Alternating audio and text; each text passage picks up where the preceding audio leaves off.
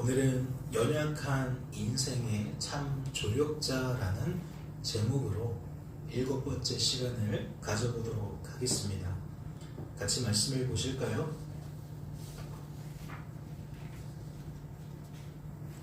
이스라엘이 다시 여호와의 목전에 악을 행하였으므로 여호와께서 그들을 40년 동안 블레셋 사람의 손에 넘겨주시니라. 익숙한 말씀이죠. 사사 삼손의 기사가 시작될 무렵에 말씀은 1절의 다음과 같이 그 시대상을 우리에게 알려주었습니다. 공교롭게도 오늘 본문의 상황과 이 말씀이 깊은 연관이 있어요. 어떠한 의미에서 연관이 있느냐? 오늘 본문의 시대적인 상황은 이스라엘이 바벨론이라는 주변의 대제국과 전쟁을 벌여서 패배를 하고 나라가 멸망을 당하며 왕과 귀족과 백성들이 포로로 끌려가게 된 겁니다. 예레미야서라는 것은 그러한 백성들에게 보내는 선지자의 마음이 담겨있는, 선지자를 통해 하나님의 마음이 전해지는 그러한 서신이라고 할 수 있어요. 여러분은 말씀에 소개되어져 있는 이러한 상황, 오늘 시대적인 본문의 상황, 한번 곰곰이 생각해 보세요. 그들에게 어떠한 말이 필요할까요? 그들에게 어떠한 말을 우리는 해야 할까요?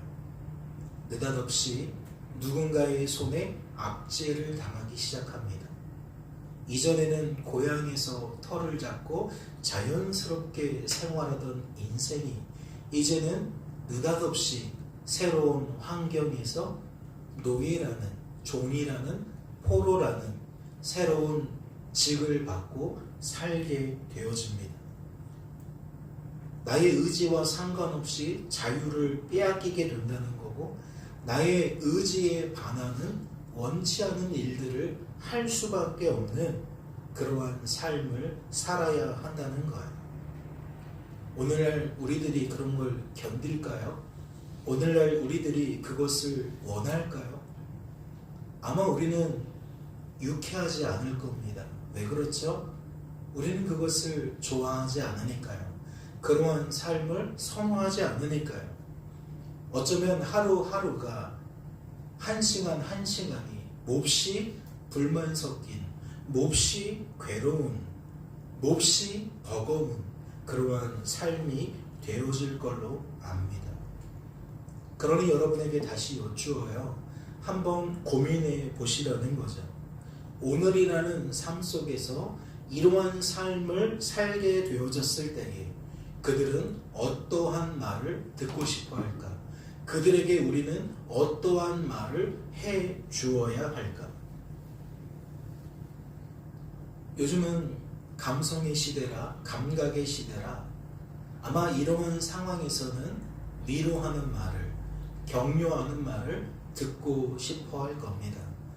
우리가 필요로 하는 것은 나를 응원하고 나를 지지하는 말씀일 거라는 이야기죠. 그러나 성경을 깊이 묵상하다 보면 그것도 우리 편에서는 굉장히 중요하고 우선순위라 할 수 있지만 그것보다 더 중요한 것은 왜 이런 일이 발생했는가? 왜 이러한 상황에 놓이게 되었는가를 고민해 보아야 한다는 겁니다. 마치 누구와 비슷해요? 우리가 수요예배 시간에 살펴보았던 블레셋 사람들의 반응과 비슷하죠. 삼손이 행한 일 때문에 막심한 피해를 입게 된 그들이 어떻게 대처하였습니까? 우선 누가 이 일을 행했는지 원인을 파악했습니다. 무엇 때문에 우리가 이러한 결과를 먹게 되었는지 상황을 분석했다는 거죠. 그리고 그것에 맞는 결론을 내리고 그 결론에 맞는 대응을 하였다는 겁니다. 그러니까 우리는 오늘날 감각의 시대이기에 이유 불문하고 상대방을 격려하고 상대방을 위로해야겠지만 적어도 성도라면 무엇을 파악할 수 있어야 한다? 성도의 삶 속에 왜 이런 일이 발생했는지를 파악해야 된다. 그리고 나서 그의 적절한 이야기를 할 수 있어야 한다라는 말씀을 드리는 겁니다. 이스라엘은 왜 전쟁에서 졌을까요? 대제국과의 전쟁에서 왜 졌을까요? 단지 그들보다 힘이 없었기 때문일까요? 단지 그들보다 돈이 없었기 때문이겠냐는 겁니다. 틀린 말은 아닐 거예요. 우크라이나와 러시아의 전쟁을 보거나 가자지구와 이스라엘의 전쟁을 보거나 최근에 발생하고 있는 이란과 미국의 전쟁을 보게 된다면 무시할 수 없는 이야기입니다. 더 강한 힘, 더 많은 돈을 갖고 있는 사람들이 그렇지 않은 사람들을 그 힘의 논리로, 돈의 논리로 억압하고 짓누르는 것은 일면 타당해 보여요. 하지만 적어도 성경은 그 이유를 그렇게 소개하지 않습니다. 우리가 지금 살펴보고 있는 사사기서 13장 1절을 보아도 알 수 있듯이 블레셋은 이스라엘보다 힘세고 돈 많아서 이스라엘을 지배할 수 있었다라고 기록하지 않는다는 거죠. 당시 이스라엘도 마찬가지입니다. 대제국인 바벨론보다 힘도 없고 돈도 없었지만 상황적으로 보았을 때에 지는 것이 당연했지만 성경은 그 이유를 그렇게 소개하지 않는다는 거죠. 동일한 관점에서 소개합니다. 즉 하나님께서 그들의 손에 이스라엘을 넘겨주셨다는 거예요. 이는 무엇을 방증하는 거죠? 하나님이 넘겨주지 않으면 돈이 없어도 넘어가지 않는다는 거예요. 힘이 없어도 넘어가지 않는다는 거예요. 따라서 우리는 우리에게 주어진 삶을 평할 때에 어떠한 관점으로 접근해야 된다? 말씀에서 이야기하는 관점으로 접근해야 된다.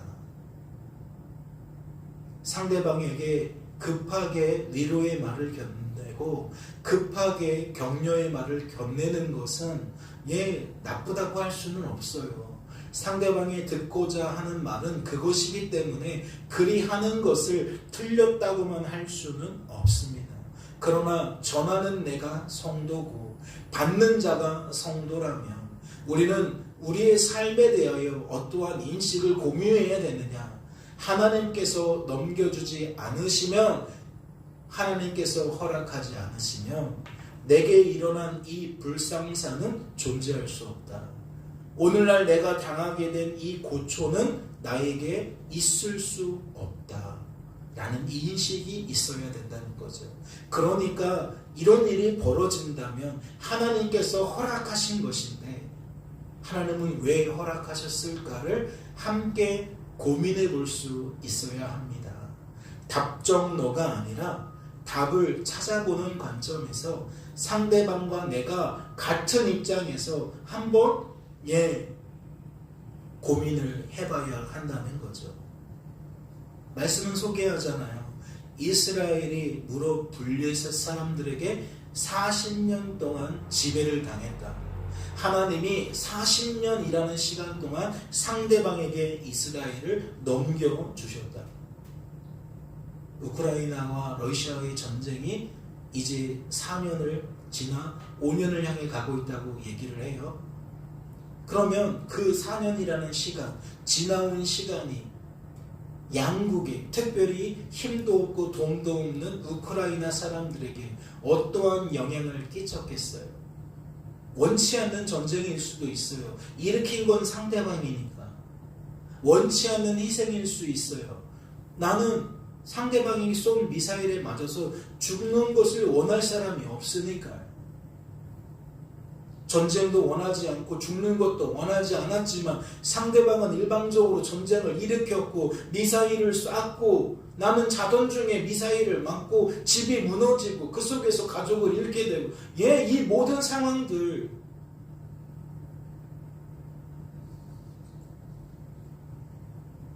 우리가 원하지 않았지만 벌어진 일이고, 그 벌어진 일 속에 위로와 격려는 반드시 선행되어야 하고, 그러나 믿는 자와 믿는 자와의 관계에서는 무엇이 더 나아가야 된다? 이 일을 허락하신 하나님, 하나님의 뜻, 하나님의 마음을 발견할 수 있어야 한다라는 거죠. 이는 상대적으로 말하면 우크라이나의 입장이 러시아의 입장이었다 할지라도 전쟁에서 질 수 있다는 거예요. 느닷없이 힘도 약하고 돈도 없는 우크라이나가 전쟁을 러시아에게 일으켜서 러시아 국민들이 살해를 당할 수 있다는 거죠. 원치 않는 고통을 당할 수 있다는 겁니다. 그러니까 신앙의 관점이라는 것은 이 세상에 하나님을 제외한 관점이 아니라 하나님 안에서 하나님의 뜻과 하나님의 마음 속에서 그 원인을 찾고 그 일을 해석하며 우리가 오늘이라는 삶에 어떠한 자세로 살아가야 되는지를 점검할 수 있어야 한다는 거죠. 말씀을 같이 보실까요? 이런 이야기입니다. 사사기서 2장 13절로 15절 말씀을 보니까 곧 그들이 여호와를 버리고 바알과 아스다로스를 섬겼으므로 여호와께서 이스라엘에게 진노하사 노략하는 자의 손에 넘겨주사 그들이 노략을 당하게 하시며 또 주위에 있는 모든 대적의 손에 팔아 넘기심에 그들이 다시는 대적을 당하지 못하였으며 그들이 어디로 가든지 여호와의 손이 그들에게 재앙을 내리시리니 곧 여호와께서 말씀하신 것과 같고 여호와께서 그들에게 맹세하신 것과 같아서 그들의 괴로움이 심하였더라. 오늘날 우크라이나 사람들이 당하게 될, 가자 지구 사람들이 당하게 될, 이란 사람들이 당하게 될 그 고통, 그 공포, 우리는 어떠한 관점에서 들여다볼 수도 있어야 한다는 거죠. 아, 이것이 하나님의 뜻대로 되어진 일일 수도 있겠다. 그리고 그 하나님의 뜻대로 되어졌다라는 그 일이 이 삶을 해석하는 기초가 될 수 있겠다라는 생각을 가질 수 있어야 한다는 거예요. 특별히 누가 그래야 된다는 겁니까? 믿지 않는 사람들에게 그런 관점을 강요하는 얘기가 아니에요. 적어도 믿는 우리들은 이러한 하나님의 일하심, 하나님의 뜻하심 속에서 내 삶을 점검하고 고민해 볼 수 있어야 한다라는 거죠. 하나님에서 정하신 일을 누가 바꿀 수 있어요? 하나님이 뜻하신 일을, 실행하시는 일을 누가 멈출 수 있냐는 겁니다. 여러분에게도 깊이 고민하시기를 권면을 드립니다. 하나님 때문에 또는 하나님에 의해서 이스라엘이 고초를 당하게 되었습니다. 즉 여호와의 목전에서 악을 행한 하나님을 버린 하나님의 백성들에게 하나님이 심판을 내리셨어요. 그러면 우리들은 그 백성에게 어떠한 말을 해야 합니까? 하나님 앞에 악을 행하여 하나님께 고초를 당하게 된 그들에게 어떠한 말을 전해 주어야 하냐는 거죠. 가장 먼저 고려해야 되는 것은 하나님의 뜻이 아닐까요? 하나님의 마음이 아닐까요? 하나님의 뜻대로 되어진 결과니까 우리는 하나님의 뜻에 마음을 쏟아야 하지 않냐는 거예요.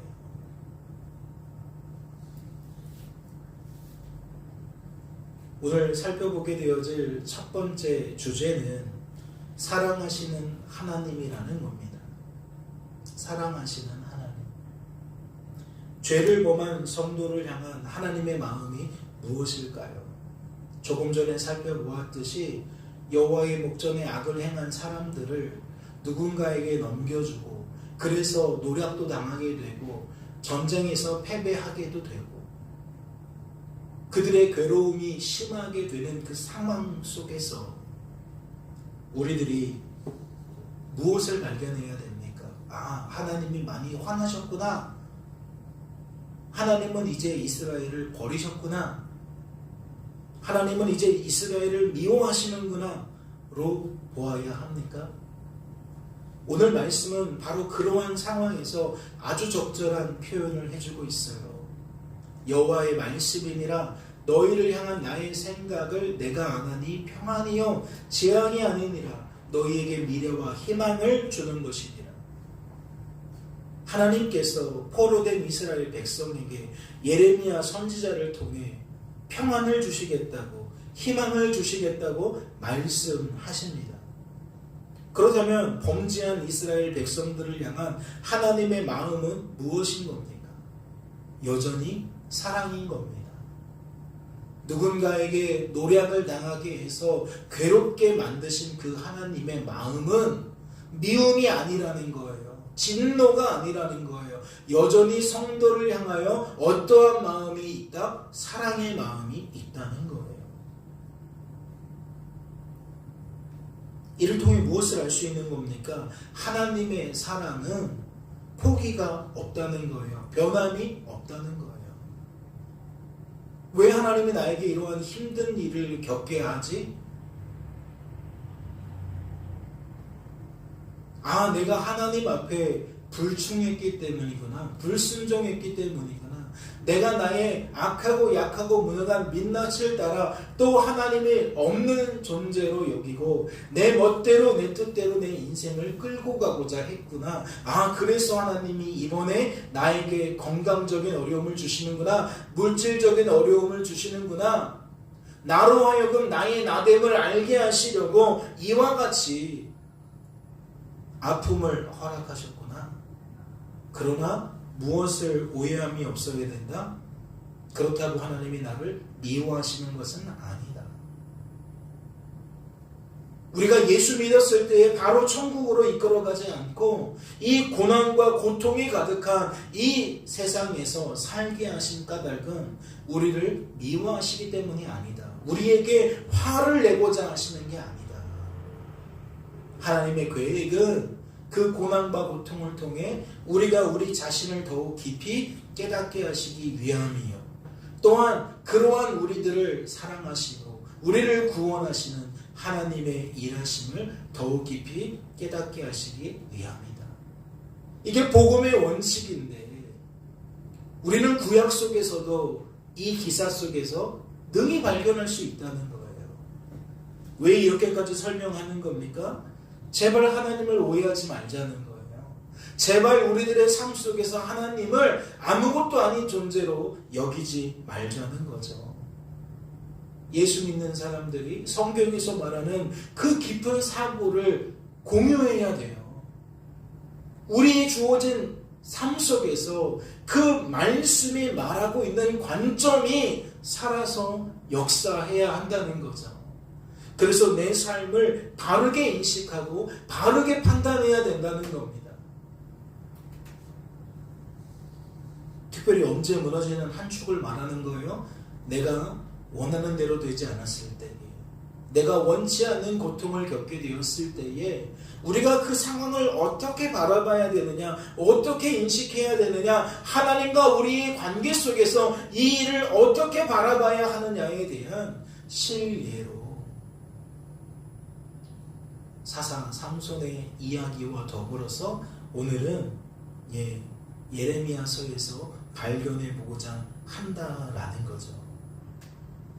오늘 여러분의 삶 속에 사상 삼손의 시대처럼 본문에 등장한 시대처럼 괴로움이 있으십니까? 우리는 우크라이나가 아니라서 괜찮나요? 우리는 가자 지구 사람이 아니라서 이란 사람이 아니라서 괜찮나요? 차를 운전하는 사람으로서 벌써 기름값이 막 올라간다고 하니까 부담스러워요.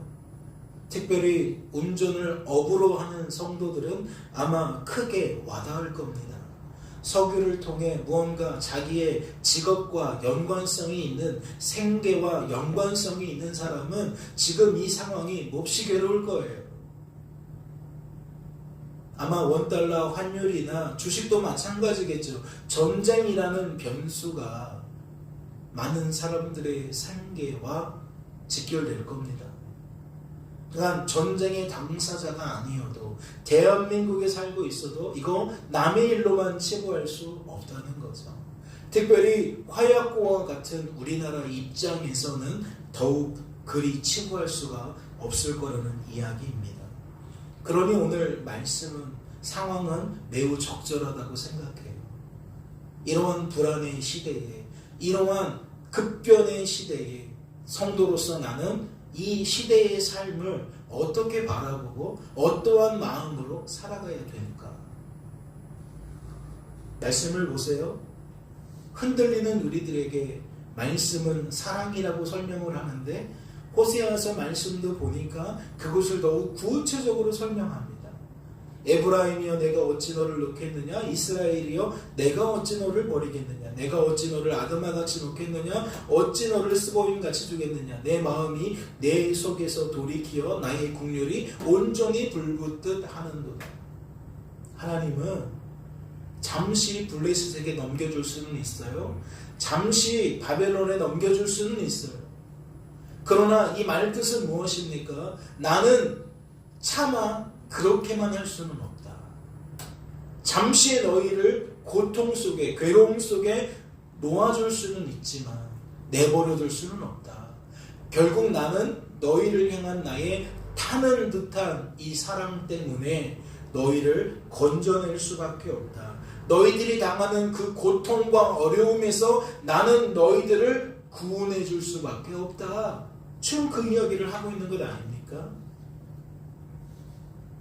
오늘날 우리들이 성도가 학생이든 직장인이든 가정주부든 주어진 삶의 자리에서 고통을 당할 때에 무엇을 기억해야 된다는 거죠? 이것이 내 인생의 전부는 아니다. 이 어려움이 내 인생의 전부는 아니다. 하나님이 나에게 이 시간을 지나가게 하실 것이다. 이 시간이 끝나게 하실 것이다 라는 소망을 품어야 될 줄로 압니다. 말씀을 하나 더 같이 보실까요?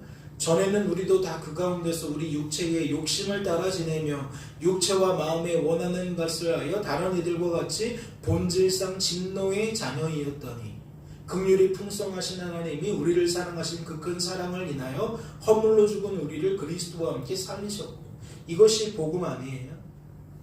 우리의 위치가 어디입니까? 본질상 진노의 자녀라는 게 우리의 위치예요. 예수 믿어도 또다시 악을 행할 수밖에 없는 것이 우리들의 위치입니다. 그런데 우리가 하나님의 편에서 어떻게 설 수 있었죠? 어떻게 우리가 죽음 대신 생명을 경험할 수 있었습니까? 긍휼이 풍성하신 하나님이 우리를 사랑하신 그 큰 사랑으로 우리를 살리셨기 때문입니다. 예수 그리스도의 십자가를 통해 우리를 살리셨기 때문이에요.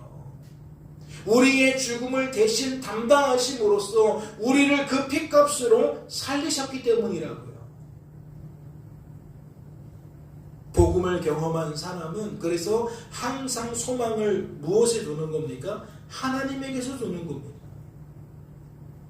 내가 지금 어떠한 종류의 두려움이든 어떠한 원인의 슬픔이든 어떠한 과정의 고달픔이든 우리는 그 속에서 하나님을 바라보게 된다는 거죠. 나를 살려주실, 나를 구원해 주실 하나님을 우리는 따르게 된다는 겁니다. 실례로 에베소서 5장 14절을 보세요. 뭐라고 설명합니까? 그러므로 이르시기를 잠자는 자여 깨어서 죽은 자들 가운데서 일어나라. 그리스도께서 너에게 비추이시리라 하셨느니라 라고 되어 있어요. 우크라이나와 러시아의 전쟁도 다른 거 아니에요. 하나님이 잠자는 사람을 깨우시는 과정일 수 있는 거예요. 나태해진 신앙생활, 신앙에서 벗어난 성도들을 다시 하나님께서 하나님의 품으로 돌이키시기 위한 작업일 수 있다는 거죠. 가자지구도 마찬가지고 이스라엘도 마찬가지예요.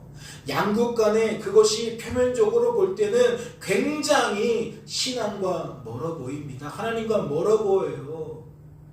범죄한 인생들의 죄의 다툼처럼 보입니다. 온통 죄의 열매만 가득한 것으로 보입니다. 그러나 그것은 철저하게 우리들의 시선이고 하나님은 어떠한 분이시냐? 적절하게 하나님의 공의를 행하시는 분이고 적절하게 하나님의 사랑을 행하시는 분이라는 거예요. 우리가 삼손의 기사를 통해 그걸 본 거 아닙니까? 삼손도 연약한 조력자고 블레셋 사람들도 연약한 조력자들입니다. 그러나 하나님께서 하나님의 뜻을 따라 필요한 사람들에게 미래를 주시고 소망을 주세요. 회복을 주시고 승리를 주십니다. 영원한 것이 없어요. 하나님만 영원한 것이고 하나님의 뜻만 영원한 것입니다. 그런데 그 하나님의 뜻이 성도를 향해 어떻게 제시되고 있는 겁니까? 비록 성도가 그 인생의 민낯을 따라 잠들다 할지라도 성도의 길을 벗어난다 할지라도 우상 숭배자들처럼 살아간다 할지라도 내버려 두지 않으신다는 거예요. 내버려 두지 않으신다는 건 깨우신다는 얘기인데 무엇을 통해 깨우시느냐의 관점으로 우리의 삶을 보라는 거죠. 전쟁을 통해서도 깨우시는 분인 겁니다. 고통이라는 것을 통해 슬픔이라는 것을 통해 고달픔이라는 것을 통해 하나님은 깨우시는 분이라는 거죠. 오히려 내가 나태해지고 내가 제대로 신앙생활하지 않는데도 아무런 일도 벌어지지 않을 때에 우리는 더욱 공포를 느껴야 됩니다. 절망감을 느껴야 돼요. 나 예수 대충 믿어도 건강해. 나 교회 생활 별로 열심히 하지 않아도 뭐 잘 안 풀리는 거 없어. 잘 되던데. 여러분 이게 바로 절망의 요소여야 해요. 하나님이 우리를 사랑하시느나 사랑하는 자를 그냥 방치하지 않으세요. 돌이키시기 위해 매를 드실 수도 있는 겁니다. 매를 드시는 게 오히려 축복일 수 있는 거예요.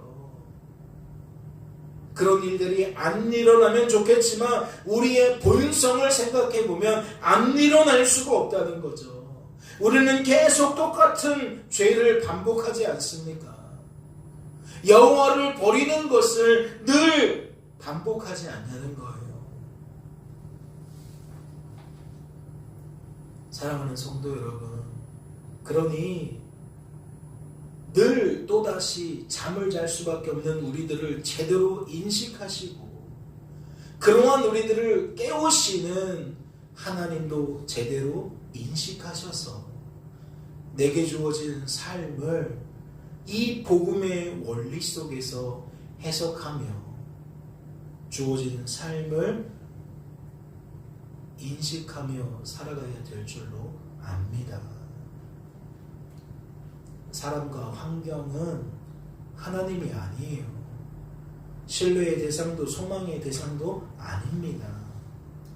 만약 여러분이 요동칠 수밖에 없는 사람과 환경에 목을 메고 계시다면 날마다 더 힘들 수밖에 없어요.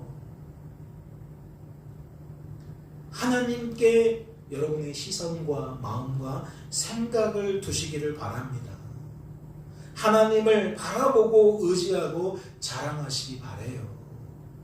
언제 역시도 고통 중에 있을 때에도 슬픔 중에 있을 때에도 또 기쁨 중에 있을 때에도 즐거움 속에 있을 때에도 범사에 우리의 시선이 마음이 생각이 하나님께 있으시기를 주님의 이름으로 소망합니다.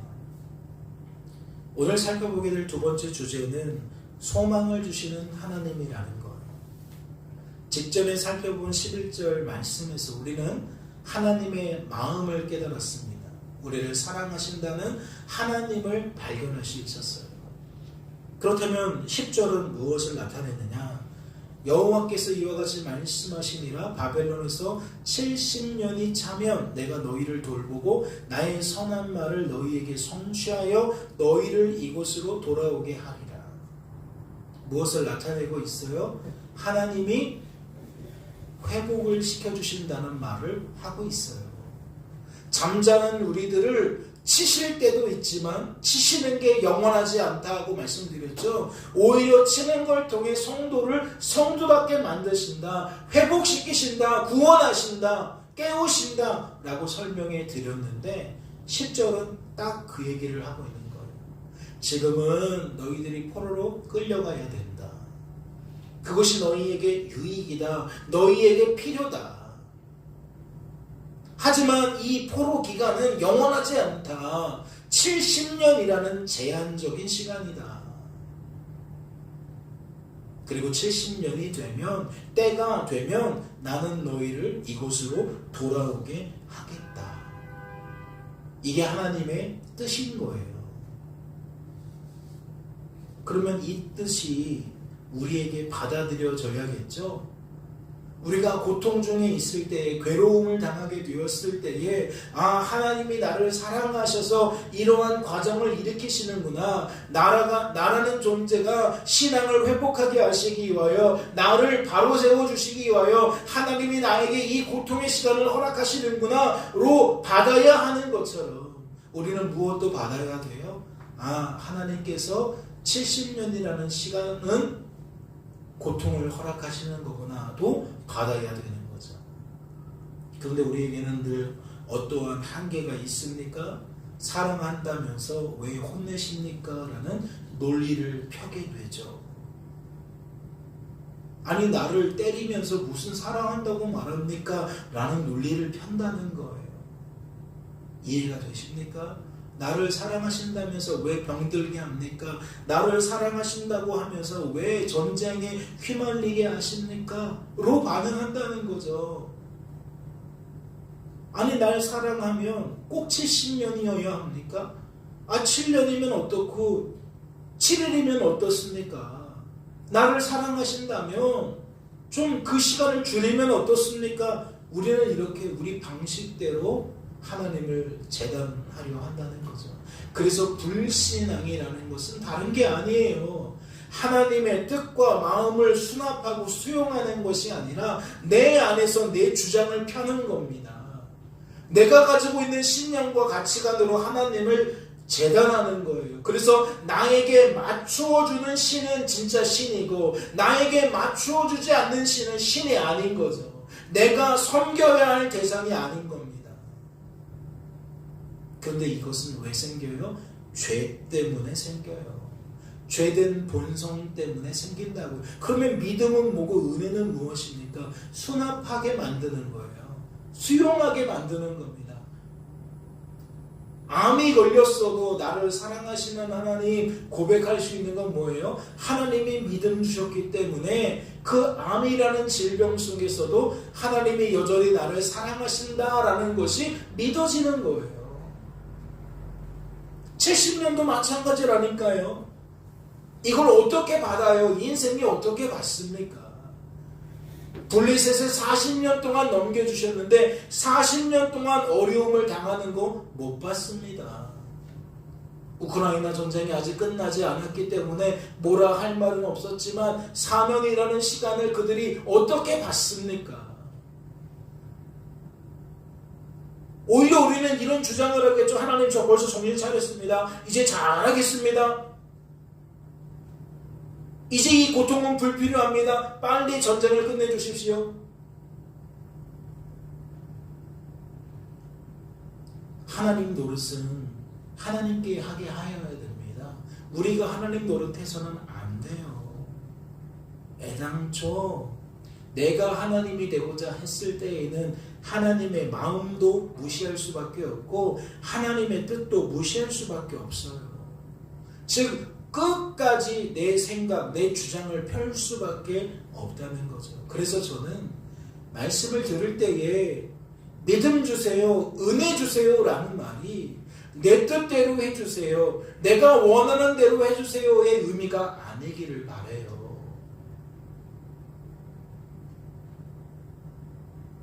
이해가 되셨습니까? 믿음은 하나님의 뜻을 수용하고 수납하게 만드는 과정이고, 은혜는 그 또 다른 과정인 거지, 결코 하나님께서 내 뜻대로 해주시기를 바라는 믿음이 아닌 겁니다. 은혜가 아닌 거예요. 하나님의 뜻이 아니라면 암 투병 기간이 길어질 수 있는 거예요. 나는 3개월에 끝내기를 바라지만 3년일 수 있는 거예요. 한 번이기를 바라지만 2번일 수 있고 3번일 수 있는 거예요. 그러니 결국 내 풀에 지친다고 하죠. 내가 믿는 대로 되어지지 않으면, 내가 원하는 대로 되어지지 않으면 우리는 낙심하고 실망할 수밖에 없다고요. 사랑하는 성도 여러분, 거듭해서 말씀을 드립니다. 하나님께서 주신 믿음을 받으세요. 하나님께서 주신 은혜를 받으세요. 내가 믿음 주셔서 감사합니다, 은혜 주셔서 감사합니다 라고 말할 때에는 있는 그대로를 수용할 수 있는 상태라는 것을 기억하세요. 하나님의 뜻대로 되어졌다, 하나님의 마음대로 되어졌다 라는 것을 있는 그대로 수용할 수 있는 상태가 되었음을 나타내는 표현이라는 거죠. 그러면 하나님이 은혜 주실 때에, 믿음 주셨을 때에 과연 이스라엘 백성들은 어떠한 삶을 살게 될까요? 말씀을 보니까 70년이라는 것을 하나님의 뜻으로 제안한 다음 다음과 같이 이야기를 합니다. 너희는 집을 짓고 거기에 살며 텃밭을 만들고 그 열매를 먹으라. 이거 무슨 얘기죠? 70년 동안은 돌아올 일이 없어. 포로 생활이 끝날 리가 없어. 그러니까 돌아오는 것에 마음 두지 말고 그곳에서 70년 동안은 잘 살아. 집도 져, 논밭도 가꿔, 그리고 그 속에서 열매도 수확해서 먹어 라는 얘기예요.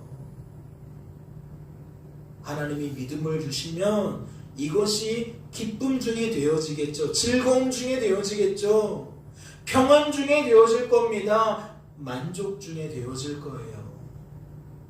그런데 마음 한켠에 나는 빨리 돌아가야 되는데요, 빨리 돌아가야 되는데요 라는 마음이 있으면 이 과정 자체가 재미없고 과정 자체가 즐겁지 않겠죠. 여러분도 충분히 이해하실 거라고 생각해요. 하나님의 뜻과 다른 뜻을 품고 있는 한 70년이라는 시간 동안 설령 우리가 생존 본능에 따라 집도 짓고 논밭도 가꾸고 그곳에서 수확한 열매를 맺는다 할지라도 우리는 그 삶이 결코 즐겁지 않을 거예요.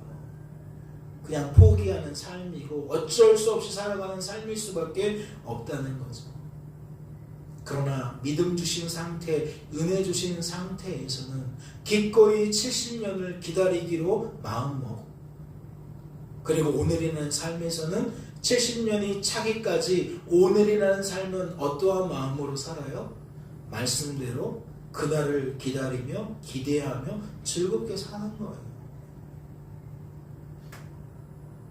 또 두 번째로는 말씀을 보니까 아내를 맞이하며 너희 딸이 남편을 맞아 그들로 자녀를 낳게 하여 너희가 거기에서 번성하고 줄어들지 아니하게 하라. 같은 맥락이죠. 생활의 터전을 준비해야 될 뿐만 아니라 그 속에서 뭐 해야 돼요? 번성할 준비를 해야 하는 거예요. 같은 입장 아니겠어요? 난 빨리 돌아가고 싶은데 빨리 돌아갈 거야 하는 사람은 똑같이 가정을 꾸려도 과연 이러한 상태로 살겠습니까? 가정을 이루고 자식을 낳는다 할지라도 부모가 부모 노릇 제대로 할 수 있겠어요? 엉뚱한 생각이 차오르고 엉뚱한 마음이 차올라서 가정이 온전한 가정이 될 수 없을 겁니다. 이어지는 말씀도 보세요. 뭐라고 말합니까? 너희는 내가 사로잡혀 가게 한 그 성읍의 평안을 구하고 그를 위하여 여호와께 기도하라. 이는 그 성읍이 평안함으로 너희도 평안할 것입니다. 70년이라는 동안에 우리는 어떠한 자세로 살아가야 되느냐? 이 땅에서 이곳이 평안하기를 구하라 그래요. 누구를 위해서? 나를 위해, 우리 가정을 위해, 우리 교회를 위해. 무슨 논리인지 아시겠어요? 믿음을 주신 상태, 은혜를 얻게 된 상태에서는 무엇을 추구하게 된다는 겁니까? 삶의 생존을 넘어 평안을, 즐거움을 추구하게 된다는 거예요. 이 요소가 무엇과도 닮아 있냐면 하나님 나라와도 닮아 있어요. 하나님의 나라는 의와 평강과 희락이라고 말씀하셨거든요. 그러면 바벨론에서 포로 생활을 할지라도 지금 말씀의 요지대로라면 그곳에서의 생활도 충분히 어떠한 생활이 될 수 있다는 거예요. 하나님의 나라를 누리는 삶이 될 수 있다는 거예요. 그래야만 한다는 겁니다. 그러나 거듭해서 말씀을 드리지만 아니 하나님이 꼭 70년을 채울 필요 없을걸? 그 전에라도 우리를 다시 돌아가게 만드실걸? 그 마음이 있다면 요동하게 된다는 거죠. 돌아갈 생각만 하게 되고 오늘이라는 삶에 충실할 수가 없는 거예요. 가정에도 충실할 수 없는 거고 생업에도 충실할 수 없는 거고 오늘이라는 삶에 마음이 떠서 늘 돌아갈 날, 돌아가야 한다는 그 생각에만 사로잡혀 살아가게 된다는 거죠. 그러면 돌아갈 수 없을 때에 당연히 평안은 깨어질 수밖에 없고 즐거움도 깨어질 수밖에 없죠. 같은 70년이라도 누군가에게는 하루하루가 지옥 같은 삶일 거라는 거예요. 그리고 그 차이를 내는 것이 하나님께서 주신 믿음 안에 거하는 사람이냐 은혜 안에 거하는 사람이냐의 분별이라는 거죠. 끝으로 8절에 보니까 뭐라고 되어 있습니까? 만군의 여호와 이스라엘의 하나님께서 이와 같이 말하노라. 너희 중에 있는 선지자들에게와 점쟁이들에게 미혹되지 말며 너희가 꾼 꿈도 고지 듣고 믿지 말라 라고 되어 있어요. 그러면 여기서 말하는 선지자와 점쟁이와 꿈은 어떠한 방향의 메시지를 낸다는 이야기겠어요. 하나님은 70년이라고 해도 나는 7년이면 됩니다. 10년이면 됩니다. 20년이면 됩니다. 뭐 그런 얘기 아니겠어요. 즉 하나님의 뜻을 거스르는 말, 빨리 돌아가고 싶어하는 우리들의 귀를 긁어주는 그러한 말들, 꿈들 아니겠냐고요.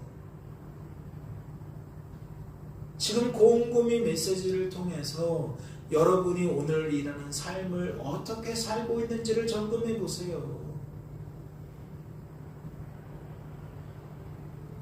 우리가 왜 흔들립니까? 하나님의 말씀과 다른 것을 꿈꾸기 때문 아닙니까?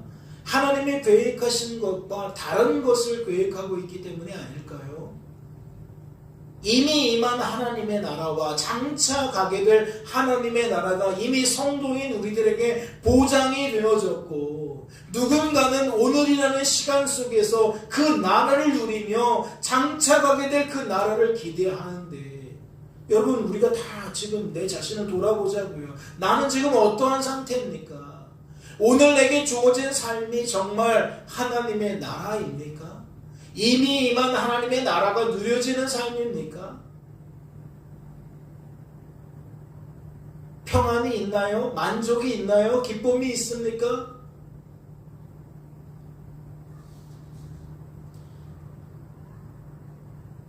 하나님의 말씀대로라면 성도는 이 땅에서 고통 중에도 미래와 희망을 품고 오늘이라는 삶의 만족을 누릴 수 있습니다. 기쁨과 평안을 누릴 수 있어야 합니다. 누려야 해요. 그런데 우리가 지금 그러하고 있냐는 거죠. 만약 내가 오늘 즐겁다면 왜 즐거운 건데요? 정말 하나님 때문에 즐거운 건가요? 하나님 말씀하신 평안인 거 맞습니까? 성도가 하나님과 상관없는데 평안을 누린다? 여러분 그건 거짓된 평안이고 누리지 않아도 되는 평안입니다. 오히려 더 멀리 멀어지는 거고 심각하게 생각해야 돼요. 마치 오늘 고통 중에 있으면서도 하나님을 만나지 못하는 것과 동일한 관점에서 삶을 해석해야 한다는 거죠. 거듭해서 말씀을 드립니다. 하나님의 뜻이 중요하고 하나님의 마음이 중요해요. 성도에게 있어 참된 위로와 격려는 그 하나님께 있습니다. 사람의 말 좋죠. 때로는 힘을 댑니다. 그러나 우리가 상처받는 것도 결국 사람의 말이잖아요. 주고 싶지 않아도 주는 게 우리들의 말의 한계입니다. 성도인 우리들은 하나님의 뜻과 마음에 조금 더 마음을 쓰고 살아가야 될 줄로 압니다. 오늘 살펴보게 될 마지막 주제는 동행하시는 하나님이에요. 여러분, 우리가 하나님께 믿음을 받는다, 은혜를 받는다라는 표현이 참 어려운 것은 무엇입니까? 우리가 원할 때 원하는 방식으로 우리가 취득할 수 있는 것이 아니기 때문입니다. 즉 주일 예배 시간에 예배드리며 말씀 들으며 찬송하고 기도하며 마음이 평안하고 인정합니다. 그런데 당장 내일부터 우리가 직장에 또는 학교에 이렇게 삶의 자리로 나아가면 당장 무엇이 사라집니까? 오늘 누렸던 평안이 사라집니다. 누구의 말, 어떠한 상황, 그게 나를 괴롭게 만들어요. 그런데 이러한 삶이 70년이 펼쳐졌다고 생각해 보세요. 원치 않는 삶이 70년 동안 내게 주어진다고 생각해 보세요. 당연히 힘들 수밖에 없죠. 그렇다면 오늘 나에게 가장 필요한 것이 무엇일까요? 이런 고통 중에 있는 우리들에게 가장 필요한 것은 무엇일까요?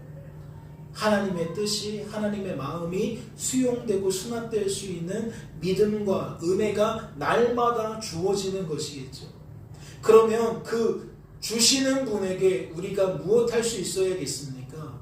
계속 마음을 두고 있어야겠죠. 그렇지 않나요? 내가 스스로 만들어낼 수 없다면 나에게 믿음을 주시고 은혜를 주시는 하나님께 늘 우리의 시선과 마음과 생각이 고정되어 있어야 하는 것 아닙니까? 스스로 쟁취할 수 없는 거라면 부어주시는 분께 전적으로 의존할 수밖에 없는 게 우리의 자세 아니냐고. 오늘 말씀은 바로 그 원리를 주장합니다. 여호와께서 이와 같이 말씀하시니라. 너희가 내게 부르짖으며 내게 와서 기도하면 내가 너희들의 기도를 들을 것이요. 70년이라는 시간 동안 하나님 멀리 계시면서 자 이제 됐지. 내 뜻 다 전달했다. 내 마음 다 전달했다. 그러니까 이제 잘해봐. 이게 아닌 거예요. 70년이라는 바벨론 생활 속에서 말씀을 보니까 하나님은 뭐 하기를 바라는 거예요? 나와 얘기하자. 나와 교제하자. 나와 소통하자. 오늘 이런 일이 있었다고 저런 일이 있었다고 아 그랬구나. 너희가 나에게 말하면 내가 들어줄게. 하나님과의 시간을 갖자라고 말합니다. 여러분 이걸 어떻게 보아야 되냐면 전쟁이 일어나기 전에 이스라엘의 상태는 이러한 삶이 무너졌다는 거예요. 본국에서 생활할 때, 자유를 누리며 생활할 때, 일상을 살아갈 때 무엇이 깨졌느냐? 하나님과의 관계가 깨졌다는 거예요. 하나님과의 교제가 깨졌다는 거예요. 다 제멋대로 산다는 거죠. 성도인데 성도다운 삶이 없다는 거예요. 그러니까 하나님께서 그들에게 전쟁에서 패배를 허락하시고 포로로 끌려가는 비참한 삶을 허락하셨다는 거죠. 그런데 왜 그것이 사랑이고 왜 그것이 그들에게 축복일 수밖에 없느냐? 그 험악한 삶 속에서 하나님은 그들의 영혼을 살리시고 영성을 깨우셔서 하나님과 교제권을 주신다는 거예요. 하나님 오늘 이것 때문에 힘들었고요. 저것 때문에 힘들었어요. 그래 내가 들어줄게. 아 힘들었겠구나. 하나님이 나의 위로자와 격려자가 되어주시는 거예요. 그리고 나의 그릇된 생각을 바로잡아 주시는 거죠. 우리가 하나님 이렇게 해주세요 저렇게 해주세요라고 한참 말씀해도 결국 하나님은 침묵하시다가 하나님의 뜻이 무엇인지 우리에게 알려주시고 결국 그것을 우리가 수납하게 되는 거예요. 내 뜻대로 되어지는 걸 통해 위로를 얻는 게 아니라 나는 하소연을 한다 할지라도 결국 위로는 하나님으로부터 내려오는데 어떠한 위로가 내려와요? 하나님의 뜻이 밝게 깨달아지는 위로. 하나님의 마음이 밝히 공감되어지는 위로. 그래서 내게 주어진 삶을 내가 다른 각도로 바라보기 시작하는, 다르게 접근하게 되어지는 과정이 나타난다는 거죠. 그러니까 기도 잘하는 분들, 기도 열심히 하는 분들의 특징은 무엇이어야 하냐면 내 뜻을 관철시키는 능력이 아니라 하나님의 뜻을 수납하는 능력인 거예요. 기도 많이 할 수 있도록, 많이 하도록 결국은 뭐가 되느냐? 하나님의 말씀이 참입니다. 하나님의 말씀이 최고의 결론입니다가 되는 거예요. 최선의 방법입니다가 된다고요. 하나님 꼭 우리에게 패배를 주셔야만 했습니까? 하나님 꼭 우리를 포로로 끌려와야 되겠습니까? 꼭 70년이 해야 되겠습니까? 이런 게 아니라 하나님 전쟁을 통해서라도, 그 고통을 통해서라도 우리의 영성을 회복시켜 주시니 감사합니다. 70년이라는 시간을 통해서 우리가 철저히 하나님만 바라보게 하시니 감사합니다. 생각이 달라져요. 그게 기도의 능력인 겁니다. 끝으로 말씀을 하나 더 볼까요? 예수께서 이르시되 내 마음을 다하고 목숨을 다하고 뜻을 다하여 주 너의 하나님을 사랑하라 하셨으니 이것이 크고 첫째 되는 계명이요 둘째도 그와 같으니 내 이웃을 내 자신과 같이 사랑하라 하셨으니 이 두 계명에 온 율법과 선지자의 강령이니라. 여러분, 하나님 빼놓고 주변 사람들과 잘 지낸다고 그게 이웃사랑이 아니에요. 옆에 있는 사람들에게 뭐 물질로도 도와주고, 옆에 있는 사람들에게 뭐 밥도 사주고, 옆에 있는 사람들에게 뭐 대화 상대도 되어주고, 여러분 그게 이웃사랑이 아닙니다. 오늘 말씀의 흐름을 쭉 보면 무엇이 선행되어야 돼요? 하나님과의 관계가 선행되어져야 돼요. 하나님과의 관계가 선행되어져서 하나님의 뜻 안에서 내 삶을 들여다볼 수 있어야 합니다. 역사하시는 하나님 속에서 내 삶을 해석할 수 있어야 돼요. 나의 나됨을 모르면 하나님의 하나님 되심도 모른다는 것이 맞지 않을까요? 이게 제대로 구분되지 않으면 내가 한 일인지 하나님이 한 일인지 몰라요. 뒤죽박죽 되어집니다. 이웃 사랑할 수 없는 존재들이에요, 우리들은. 내가 만약 이웃 사랑을 하게 되었다면 그건 하나님께서 나를 도와주셨기 때문입니다. 그러면 우리의 입술에 당연히 하나님 찬양이 나와야죠. 성도와 성도가 이웃사랑을 서로 간에 주고받았다면 하나님을 찬양할 수 있어야 한다는 겁니다. 하나님께 감사할 수 있어야 한다는 겁니다. 그런데 성도와 성도의 교제 속에도 이것이 상실되고 사람과 사람만 남을 때가 얼마나 많습니까? 성도와 성도와의 관계 속에서도 하나님이 사라지고 사람이 더 주가 되는데 성도가 믿지 않는 사람과의 관계 속에서는 어떠하겠어요? 유명한 사람들이 떠오르지 않습니까? 야, 저 사람은 기부도 많이 하고 선행도 많이 하고 참 저 사람 좋은 사람이야. 여러분, 이게 익숙해요? 아니면 하나님이 저 사람을 통해 저러한 열매를 맺게 하셨구나가 익숙해요? 우리에게 익숙한 언어를 들여다보면 우리의 사고가 그대로 드러나는 거예요.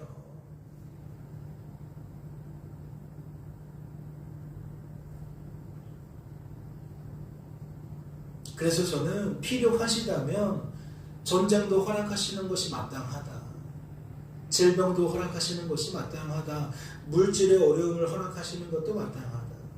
다만 하나님과의 회복 없는 전쟁 의미 없다. 하나님과의 그런 다시 한번 교제권이 허락되어지지 않는 질병 의미 없다. 적어도 성도는 어려움을 당해야 되지만 당하면서 하나님과의 관계가 회복되어야 한다. 그렇지 않으면 오늘 말씀과 아무런 상관이 없다. 새로운 학기를 통해서 새로운 반에서 새로운 친구들과 교제할 수도 있고 직장을 옮겨서 새로운 환경에서 직장 생활을 하게 될 수도 있고 여러 가지 새로운 일들이 2026년도에 우리에게 펼쳐질 수 있는데 그것이 좋은 결과든 좋지 않은 결과든 우리의 기준으로 판단되어지지 않기를 원하고 하나님의 기준으로 판단되기를 바라며 또 그 속에서 아무쪼록 하나님과의 관계가 회복되어지기를 하나님과 더 소통하고 내 삶에서 살아서 역사하신 하나님이 더 많이 인정되고 그래서 여러분들의 입술은 그 하나님을 더욱 찬양하게 되어지는 무언가 성경에서 말하는 신앙생활에 더 근접해 가시는 저와 여러분이 될 수 있기를 주님의 이름으로 소망합니다. 잠시 기도합니다. 하나님 아버지 오늘도 우리를 사랑하셔서 이와 같이 예배의 자리로 부르시고 말씀에 초대함으로써 그 말씀이 이제 우리의 심령을 파고들어서 우리가 구원받은 성도로서 주어진 삶을 어떻게 인식하고 그 속에서 하나님과의 관계를 어떻게 맺어가야 하는지를 엿보게 하시니 감사합니다. 우리에게 믿음을 강화시켜 주시고 은혜로 충만케 하셔서 인생을 주관하고 구원하시는 하나님이 내 인생의 주관자로 구원자로 고백되어질 수 있도록 도와주시옵소서. 살아서 역사하시는 하나님께서 우리를 성도로 보존하시고 성도답게 만드실 줄로 믿고 감사드리며 예수님의 이름으로 기도하옵나이다. 아멘.